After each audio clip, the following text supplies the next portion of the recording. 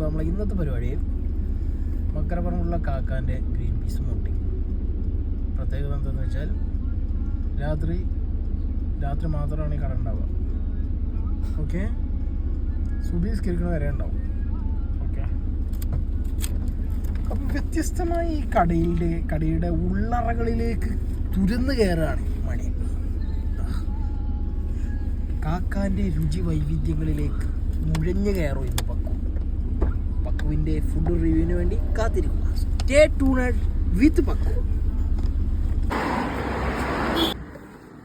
അപ്പോൾ ഇവിടേക്ക് നമ്മൾ വരുമ്പോൾ ആദ്യത്തെ പരിപാടി എന്താണെന്ന് വെച്ചാൽ ആദ്യം നമ്മൾ ഇവിടുത്തെ കാക്കാനെ കുളിച്ച് എണീപ്പിക്കണം.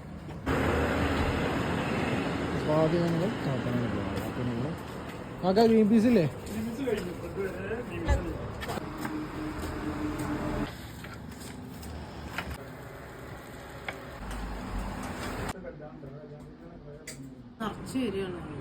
ഈ സാധനം പിടിച്ചാലോ എൻ്റെ കാലത്ത് അക്കരിച്ചാലും കൊണ്ടാവില്ല. അതിപ്പോൾ കിട്ടിയ മുഴുവൻ തോന്നാം.